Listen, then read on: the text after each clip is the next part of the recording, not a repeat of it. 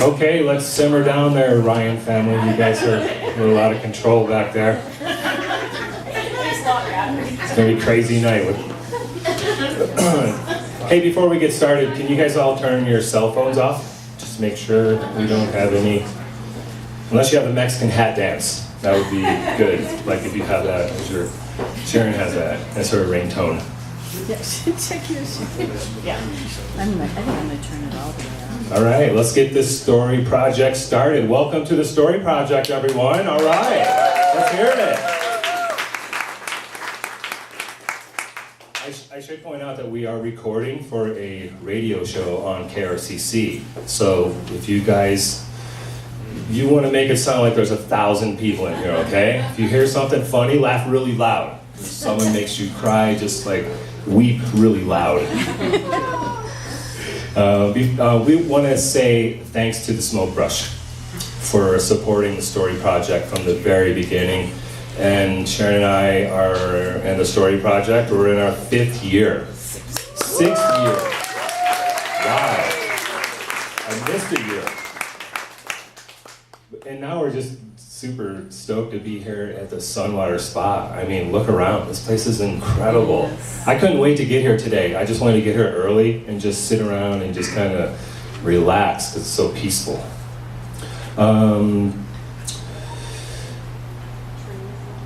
I heard a phone. I did too. But the Sunwater Spa does have an incredible facility here. They offer yoga classes, retreats, meditation. You can soak in the hot tubs out on the deck.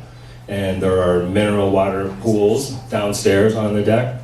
And downstairs, there's no deck down there. They nixed that. I told them that would be a good idea, have a deck down there. There are mineral water pools. You can get a body treatment, facials, massage, watsu. There's women's song, there's dance. And as Sharon pointed out, there's garden level pools. You can check the website out for all the offerings at sunwaterspa.com. And we have a lot of ground to cover and some really fun storytellers. So let's get this action started right now and get our first storyteller up here. That's going to be Sharon River Hansen, and she's a psychotherapist and owner of the Tava Healing Arts Center. Healing Arts Center. Come on up and let's hear it for Sharon.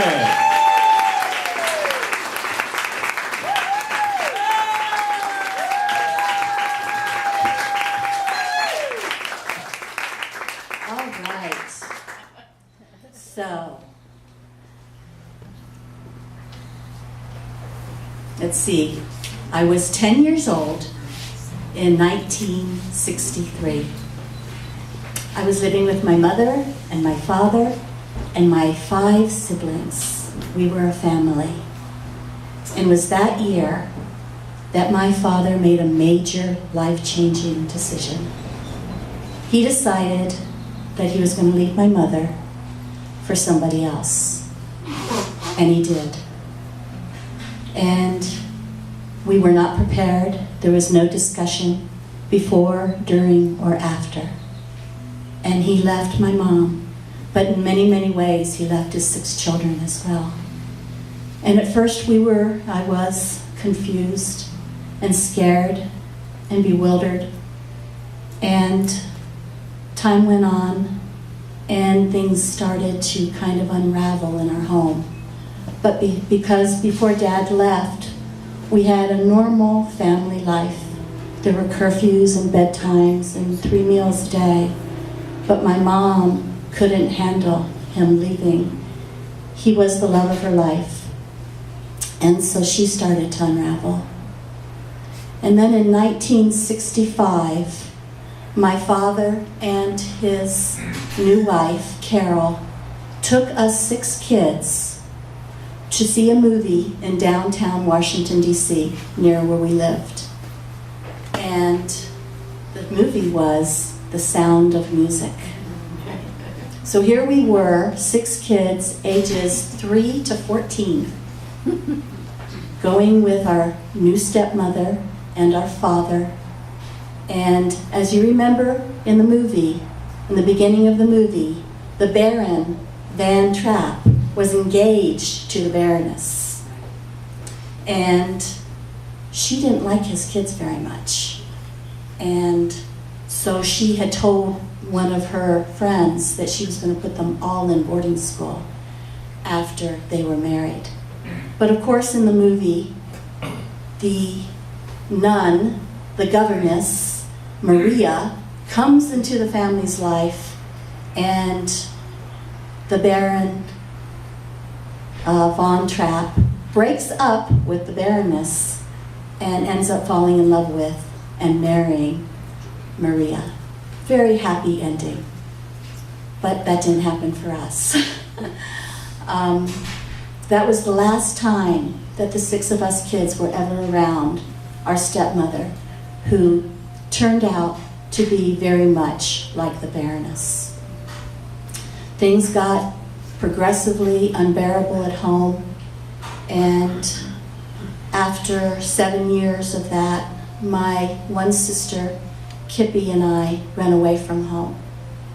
And we were put in a boarding school by my father and my stepmother. But it's not a bad thing, because this boarding school was in upstate New York and on Lake Seneca. It was a wonderful place to be. For the first time in 7 years, we felt safe. And so that was 1969. In 1972, I graduated from high school. My father came to the campus, but didn't stay for the graduation. And I went into my 20s, moving to Denver and going to the University of Denver and staying in Denver for 10 years. And during that time, I longed for a dad. I was estranged from my mother, and I felt like I didn't have a dad. And I found myself comparing my dad to my girlfriend's dads, who would come to visit them and call them and send them birthday cards. And my heart just longed for that kind of dad.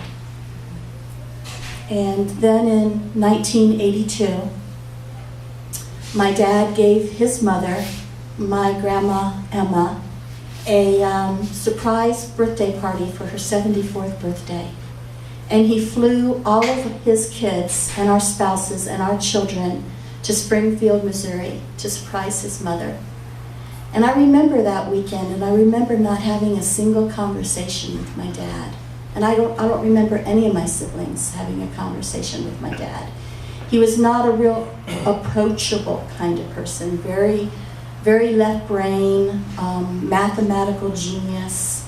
He was software developer. He worked for the Pentagon in the 50s developing software, and then RCA in the 60s. And then in the 70s, he left RCA and started his own company writing software. And that was his gift, and that was his demeanor, is just to be very pragmatic. And so that was 1982. And then in 1987, he gave his mother another birthday party, this time not a surprise because she was turning 80 and he probably didn't want her to have a heart attack. And so he gave her another party in Springfield. And so I was around 35. My dad's 21 years older than me, so he was 50. And when I remember back to that particular reunion for my grandmother, he was more approachable. I remember meeting in somebody's hotel room and playing cards and that kind of thing. And also we went to Fantastic Caverns in Springfield, Missouri, in a little train. So there was my dad in a little train doing the caverns. And that was 1987. A few months later, in 1988, in May of 1988, his mother, my grandma Emma, passed away. And my brother Ron, who was working for my dad in Maryland, and my sister Kippy, who was in Fairfield, Iowa, and myself, I lived here in Colorado Springs, all decided, of course, to go to her funeral. And my sister Kippy and I decided to go ahead and rent a cabin in Branson, Missouri, on a lake called Lake Taneycomo. And the reason we did that is because it was a lake that my grandma used to love to fish in. I have so many photographs of her fishing in Lake Taneycomo. So my brother and my dad stayed at the Hilton up in Springfield, 30 miles north. But my sister and I rented a 2-bedroom cabin. And so we get there and we unpack and get ready and we go to what's called a rosary. When Catholics have a funeral the night before, they do what's called a rosary. And it's these beads, and each bead represents a prayer. So there's something like 53 Hail Marys and probably 11 or 12 Glory Bees and an Our Father. And so we did the rosary, and there's only about 12 of us at the rosary. And after the rosary, people who wanted to could get up to the podium and speak. And so I had written my grandmother a poem. So I got up to the podium and I read the poem. And then after people spoke at the podium, they could go over and kneel in front of the open casket. So I went ahead and did that. So I'm kneeling there and the next person's up at the podium. And I look down at my grandmother and she's holding this red rose. And all of a sudden, the rose flickered, just flickered. And I thought, Grandma, because my grandmother was always a prankster and always a trickster, and she was always making people laugh. And I knew that that flickering rose was Grandma. So then, after the rosary, my sister and I went back to our cabin, and we brushed our teeth, got ready for bed. It had been a long travel day. And she went into her room with 2 double beds, and I went into my room with 2 double beds. And as soon as I got comfortable in my bed, I felt something that I had never felt before. And that was my ribs vibrating. And before I could even try to figure out what was going on, I heard my sister Kippy in the other room say, Sharon, do you think it'd be okay if I came and slept in the other bed in your room? And I said, sure. And we really didn't have time to talk about what we were experiencing before she said, Sharon, can I get in bed with you? And I said, absolutely. And as soon as she got in bed with me, and later on I found out that she was having the same rib vibration going on, the room and the cabin at Lake Taneycomo filled with light, so bright that without thinking we pulled the covers over our heads, and even through the sheet and the blanket and the bedspread we could still see the light. And here we were in our early 30s and never experienced anything like that before and since. And so after we lowered the covers, we both said that was Grandma. And so the next day was the funeral. And we half expected Grandma to show up at her funeral, but there wasn't any major event. I didn't get a sense of her at all. But that night, my brother Ron and my dad and my sister Kippy and I went to a restaurant in Branson called The Rose, which I think is pretty significant. And there was a live band there playing just really nice music. And my dad asked me to dance. Well, for one thing, I didn't know my dad even danced. But here I was, 35 years old and in my father's arms. And I felt just so like his daughter and so loved for that moment. And then after all of that, we all went back to Maryland and Iowa and me to Colorado. And shortly after that, my sister Kippy and I, we'd never done this before either, but we were able to be on the phone and channel Grandma a little bit. And she said a lot of things to us. But the one thing that I remember her saying is, your father loves you so much. And Kippy and I are like, well, maybe we're not really channeling Grandma, because certainly that can't be true. And that was 1988. And then I went into my 40s, and again, yearning for that relationship with Dad, wanting that relationship, that relationship where I could get on the phone with him and chat, or he could come visit me, or even send me a birthday card, just anything to know that I was loved. And then in 2002, my mother passed away, and I had been estranged from her for 16 years after I ran away. But then I had her for 16 years before she died, and that's a whole nother story. And that same year, my dad was diagnosed with congested heart failure. And he was told by his doctor that it was really bad and that he wasn't expected to live. But he did. He quit smoking his 4 packs of cigarettes a day and quit drinking his nightly scotch and started to take more of an interest in his daughters. And so we had some happenings in the next decade. But what made those happenings so great was that I had realized at about 49, 50 years old that I had unrealistic expectations of my father, and that the expectations that I had of him were keeping me in a state of discontent and a state of disappointment. And through some work, I was able to go ahead and let go of those expectations and accept my father for who he was, exactly as he was, the version of him, the perfect version of him.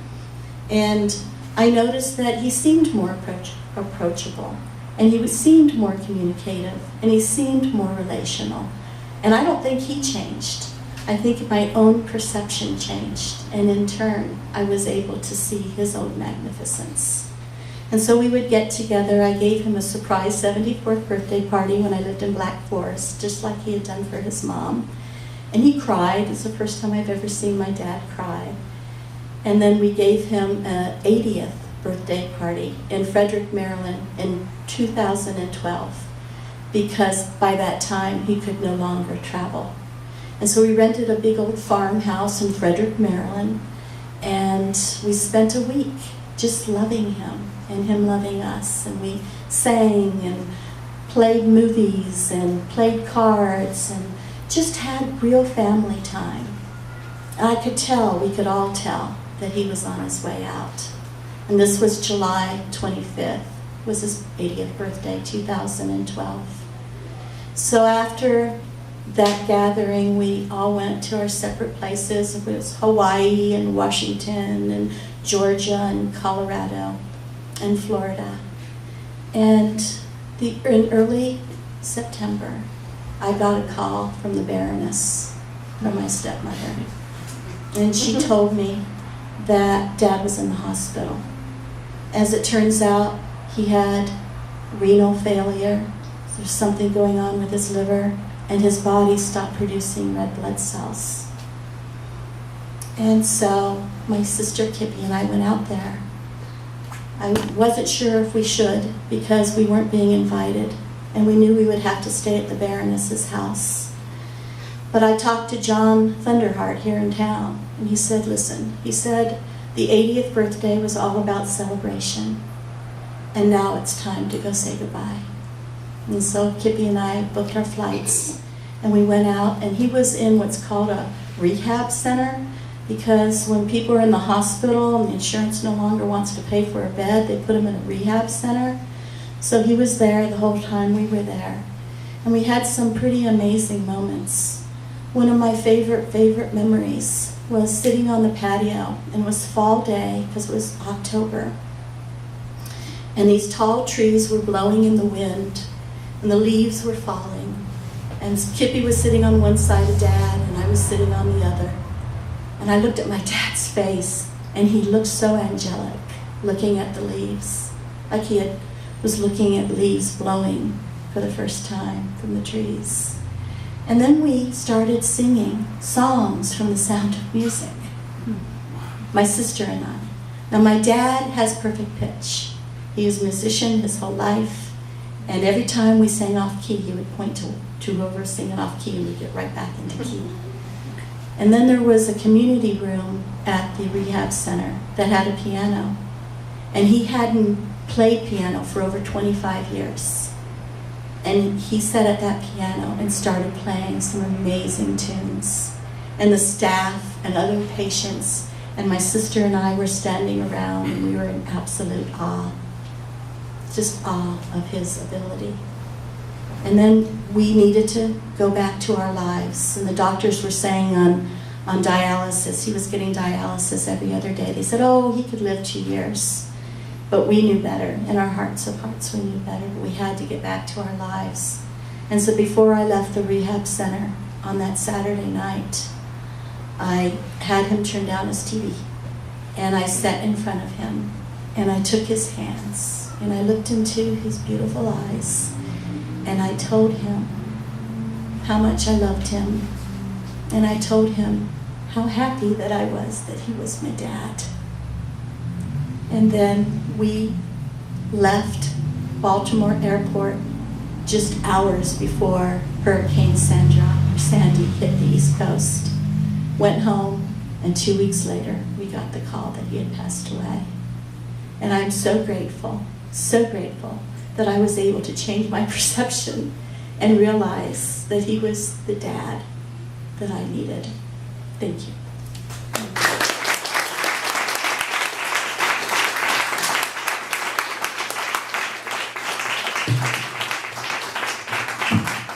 Sharon River Hansen, let's hear it one more time.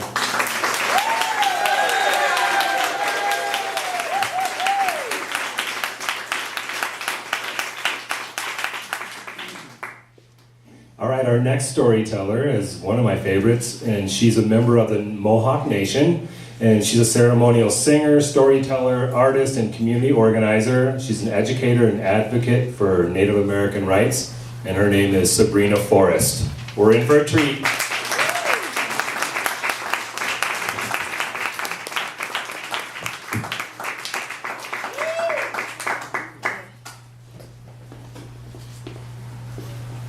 Aunt Kathy's famous strawberry punch. 1 jug of cheap white wine, 1/5 of cheap vodka, 1 quart of orange juice, 2 teaspoons of strawberries. In the late 80s, I moved into a building called the Barber Building in Brattleboro, Vermont. It was an old brownstone up above the stores on Main Street. The old lady who lived across the hall was an eccentric New Yorker. She sported a Tony Tennille haircut, wore bright red lipstick, tossed her hair around in vanity a lot, wouldn't wear glasses though she needed them, and wore outrageous lingerie for a woman her age and loved to flaunt it. Her name was Catherine Ayers, but everybody called her Aunt Kathy. Some people called her dirty old Aunt Kathy for reasons I won't mention here. But to me, she was Aunt Kathy. Aunt Kathy loved all the creatures of nature. She liked her drinks, and she loved cats, mostly the cats. She believed that all cats deserved to have a special song written just for them. This was not to be confused with privilege. It was actually necessary. Her own cat was named Handsome Freddie. He had a special song. She thought my cat, Misha, was underprivileged because she didn't have one. So Aunt Kathy set about to make up a song for her, and she said, when I complete this masterpiece, you must sing it to her each and every day of her life, regardless of weather conditions, political upheavals, or romantic endeavors. Otherwise, it hurts their psyche. By the way, she says, how old is Misha? Sweet little Mew Mew. Misha blinking at her with her little eyes. She said, see, they know who appreciates them. I said, well, you know, I think Misha's gonna be about, well, she's gonna be 8 in a couple of weeks. 8? That is a milestone birthday for a cat. I said, it is? Well, yes, don't you know anything? We must celebrate in grandiose style. I said, we're gonna have a party for a cat? Yes, it will be an epic event. What's wrong with you? We will have party games, contests for really good prizes for our guests. I said, yeah, what kind of games are we gonna play at a cat birthday party? She said, well, for one, how many words can you make in 3 minutes or less out of the words Pussycat Misha? The winner will get a cat notepad and a bottle of Zeller Schwarzkopf. I said, oh, that's pretty fine. Second game. How many cats can you tell a story about? Do you know a cat who has done something phenomenal? You must tell a true story. We will vote secret ballot. And then the winner will get a Clyban cat umbrella and a pair of matching sheets. I know what you're thinking. It's rather extravagant, but darling, I already have these items, and it would be my pleasure, my honor, to donate them to this good cause for the Empress, Misha. Misha sitting there blinking again. See, they know who appreciates them. But the third game, she said, must be something none of us have ever tried. And I saw the gleam in her eye, and I knew we were in for something. What are you thinking, Aunt Kathy? We will parachute mousies from the 4th story fire escape on the Flat Street side. The dependable breezes from the river will carry our fearless participants down the road. The one who goes the furthest wins. I said, Aunt Kathy, you're not talking about real. Well, of course I'm talking about real mice. You don't think we do something phony? I said, Aunt Kathy, I am particularly concerned about the safety of mice. Well, I am too. What do you think I am, a barbarian? Well, no, but she said, that is why we will make a prototype mouse. And we will scientifically prove the method. You still have that parachute, don't you? That parachute you bought at the tag sale last summer and strung across your ceiling all winter to keep the heat down. Yeah, it's in the closet. Bring it on. What? My parachute? Can you think of a better use for such a fine parachute, she said. Well, Misha's 8th? Well, I guess not. Come on, we've got to get busy. I said, where are we going to get mice? Now, we have to trap them in this building. That won't be too hard. There's enough of them. Crummy old building that it was. She said, as we speak, my darling, there are mice in the pet store. They are called feeder mice. Why are they called feeder mice? Because they are destined to be snake meals. Oh, atrocious.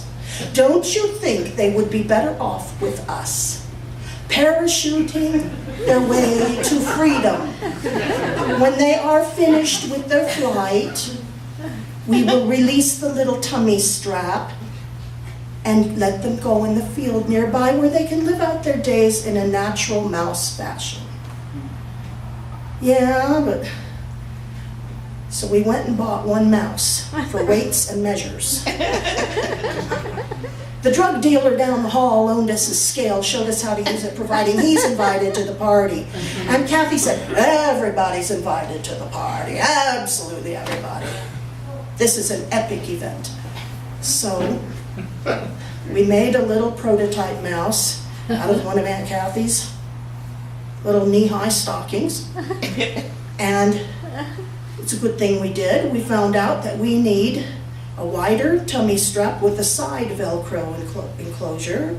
We needed 6 strings, guidelines, instead of 4 to avoid entanglement. And we needed a much larger canopy of parachute than we originally thought. You see, the Barber building sat on the corner of Main and Flat Street. Across the road, on the other side of the railroad tracks, was a confluence of the Connecticut River and the Rock River. It created this large backwash, which is great for bass fishing, but it created all this energy and wind going down Flat Street, which we called Hurricane Alley.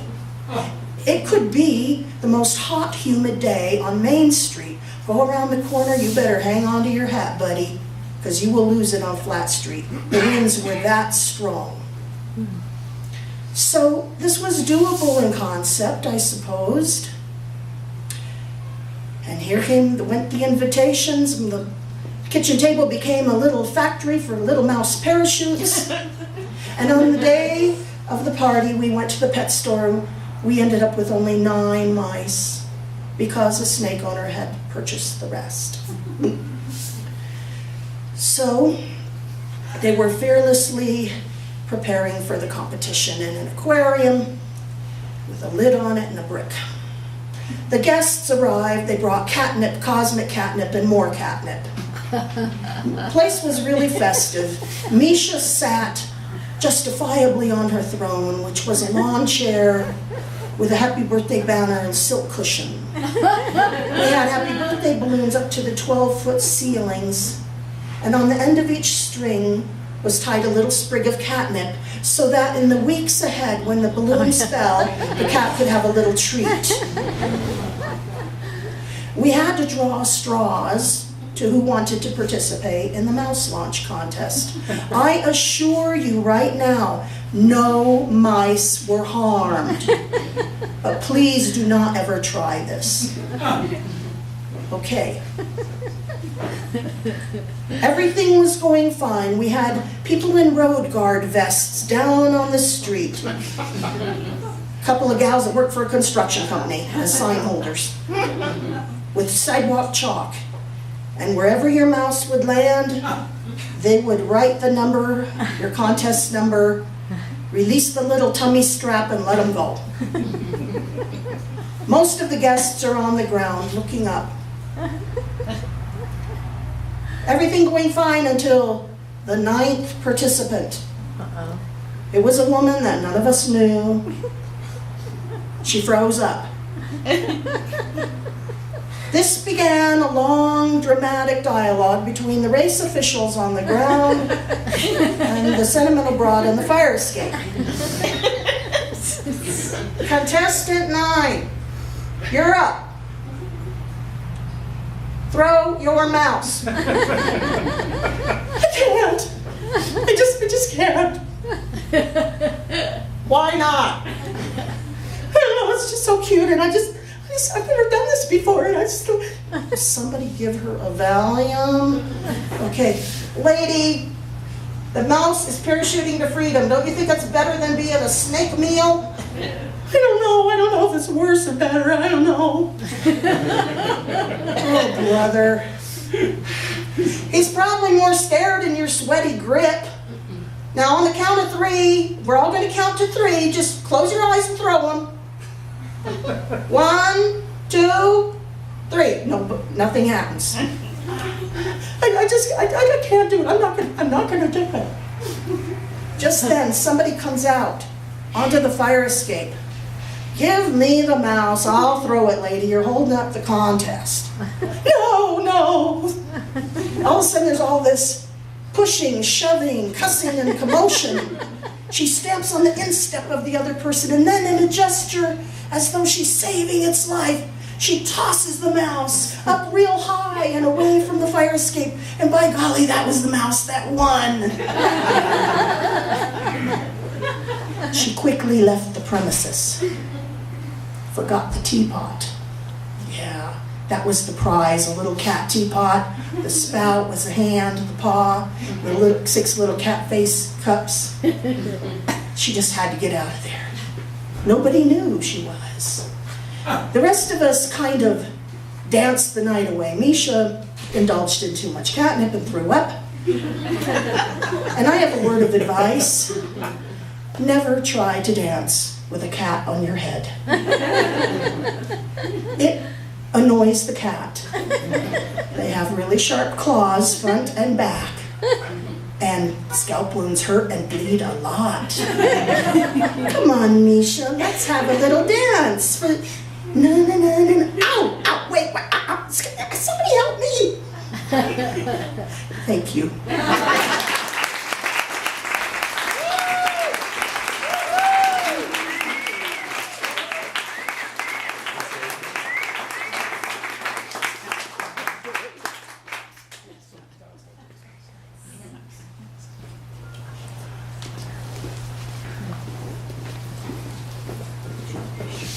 Sabrina Forrest.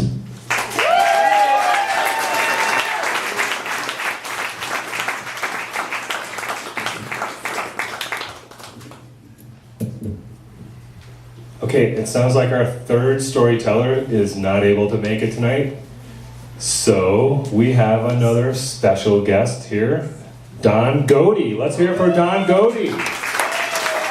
Don Godey stepping up to the plate, making it happen. He prepared a lot for this. For what, 10 minutes? Not even that. I was actually going to do a poll to see what you're in the mood to hear. Okay, nothing. Do you guys want to hear the story of Sunwater, maybe? Yeah, sure. Who out there is this the first time? Yes. Cool. How many of you know the story of Sunwater?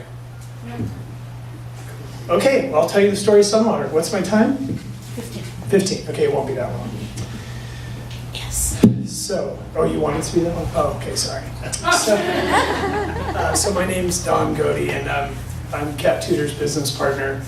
And Sunwater is a dream of hers and a dream of mine, and hopefully a dream of yours as well. And it has an origin. It has a really kind of a cool origin, and a lot of things happened since its origin. So I'm gonna sort of go back in time a little bit. And this is so bright I can't see any of your faces, which is kind of cool because then it can't make me nervous. I can't tell if you're like judging me. We're judging you. Well, no, but I can't see it, so it doesn't matter. You know. But anyway, so back in February of 2010, Kat and I, for a whole bunch of different reasons, decided to go to India for something called Kumbh Mela, and it's the largest gathering on the planet. It's the largest spiritual gathering on the planet, and 40 million people come to Kumbh Mela over every 4 years. And the Hindus believe it's a very auspicious time, but it's a time when all the stars sort of align. And there's a lot of things going on astrologically, there's a lot of things going on with the planet, geologically, all these other things. And so every 4 years, 40 million people over a period of several months get into the Ganga, and we know it as the Ganges. And it's one of the most sacred rivers on the planet. And it's, I don't know, anybody knows Kat sort of was from the south where it was very wet and very watery, and she moved here in the late 70s, I believe, to go to school, and she moved to a desert, and I think everywhere Kat goes, she brings water. If you know her, Uncle Wilbur is a perfect example, and I know she's done a lot of crazy water projects over the years, and one might call this a crazy water project, if you wanted to. So, and I'll get to that in a minute, but so imagine a couple of people. I'm a documentarian. Kat and I at the time had a small media company together, and we were making books and making small documentaries, and her brother was supposed to go with her, and all of a sudden his wife had a complicated pregnancy, and he couldn't leave for a month, and so she had no one to go with her, and she was like, do you want to go to India? And I was like, well, if we can make it a business trip, and if I can film the whole thing, then I'm in.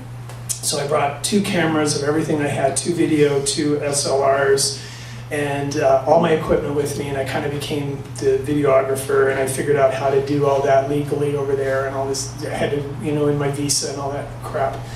So we go in February, and we go with a group, and it's the most amazing experience of my life, because not only am I a spaz, and I'm hyper, and I have hypomania, and I'm all these things, but India is like me. It's just crazy. All the big cities are just out of control, and everything's moving really fast. And I lived in New York City for a long time too, so I felt like I felt like I was home in a lot of ways. But at the same time, there was a lot of times we did a lot of meditation. We did a ton of yoga. I got in the river a lot. I got in at all the times all the gurus said to get in. You get in at 4 o'clock in the morning naked and all this stuff. And I did everything. I did everything they said to do. And then I filmed everything. And one little story within the bigger story is I saved Kat's life twice because she's a little, kind of a smaller person. And she got caught up in the sadhus. Does anybody know what a sadhu is? It's a Hindi, like a sacred, or it's like their medicine men or their gurus. Not so much the gurus are more teachers and spiritual advisors, but these are the holy men. They carry around the tridents, and they told me over there that they're the only ones that are allowed, justified to kill people. And I was like, so you don't mess with the sadhus. And there were hundreds and hundreds, if not thousands of them at Kumbh Mela, running around naked in the streets, and they'd be running down into the river in these huge packs.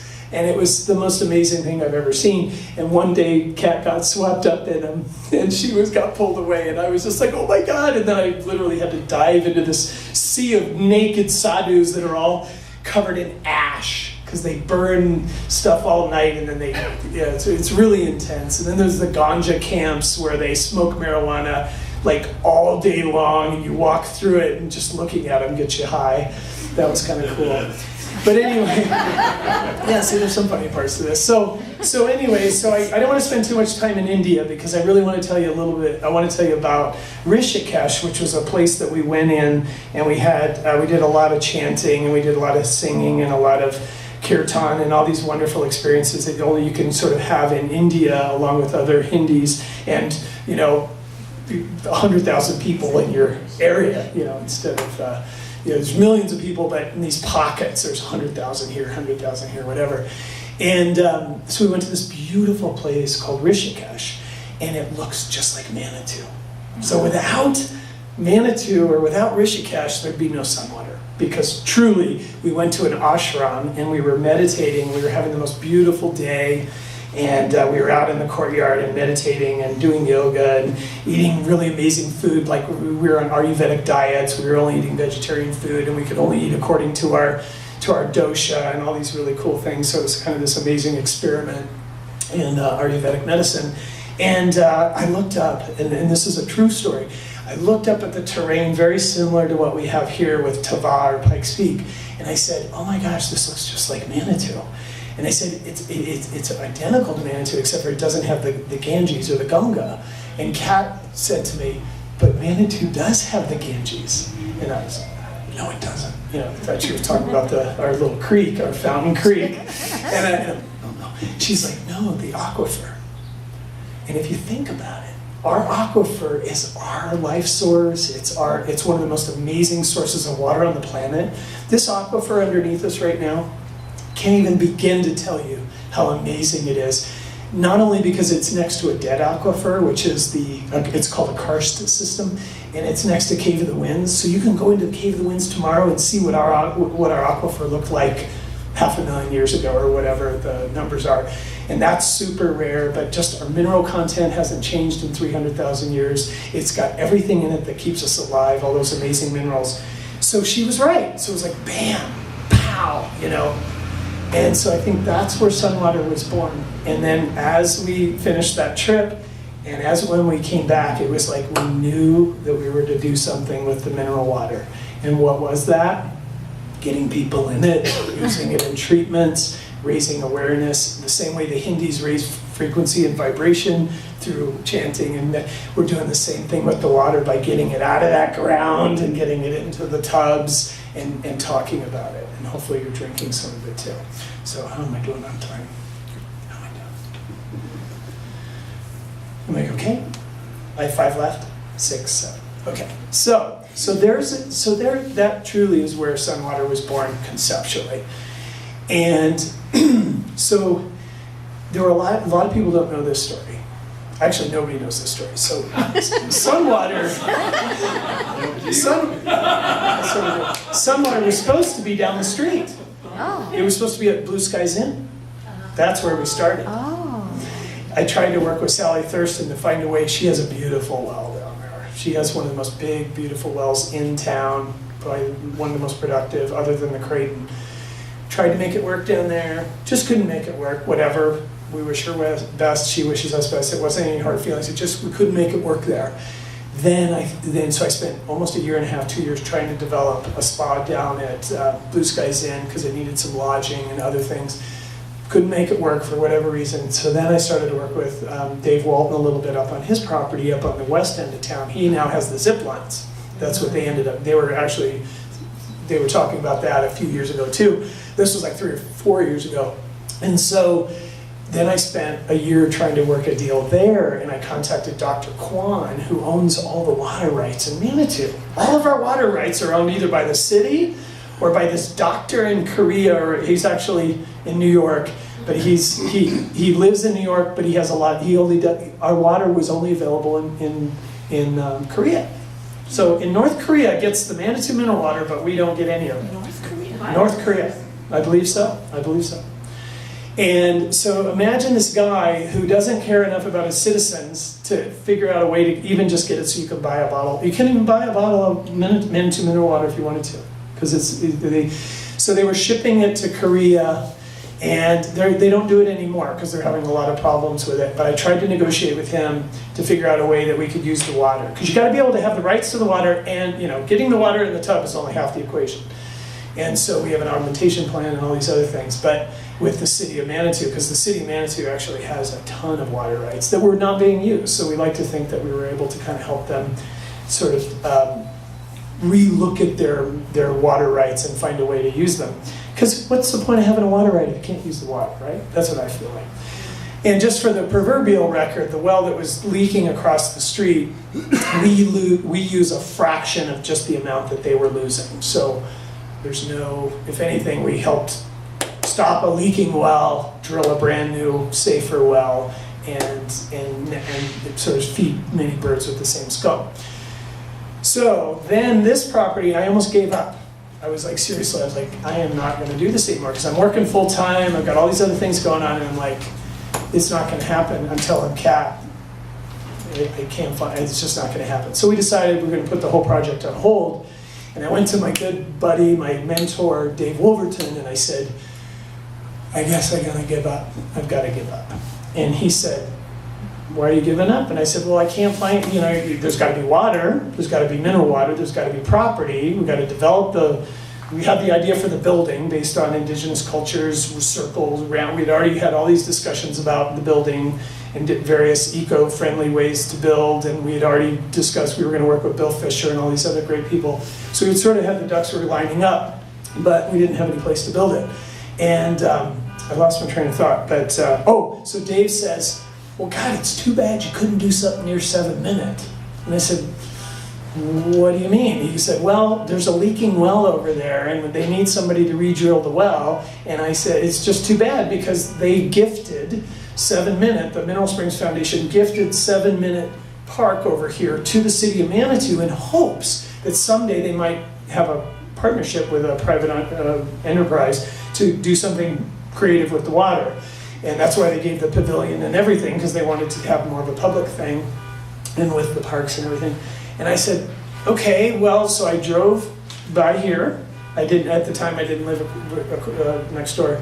And I looked and there's no for sale sign, and I knew there was, and the guy that was here, who I didn't know, I had my bike worked on here twice, but didn't get to know him very well, but he had a bike shop here. And I noticed that the house next door was for sale. And then I found out my wife and I had been looking for a new house for 6 years, and the house next door was for sale. So both of these were for sale. And then I went to the owner, Joanne Perrying, and I said, hey, Joanne, I'm just curious, are you interested in selling that building? And she goes, no, I have 3 people ahead of it, and they want to buy it, and I don't know if I want to lease it. And she was just like all over the place, and I didn't know her from Hyde, and she didn't know me. And I said, well, I'm really interested in the building if you decide to sell it, because we'd really love to put in a soaking pool facility along with the yoga studio. And she said, I'll sell it. Because her daughter is a yogini in New York City. And I think in the back of her mind, she'd think, well, maybe someday she'll come home. Right. Right? And she said, I'll sell it to you, because she loved the intention. She loved the idea of using the mineral water and all that. And so I was like, okay, cool. So that was my job for 2 years, 2.5, 3, 4, I don't know, something like that. I mean, from beginning to end. And so I worked with Joanne Perrying to get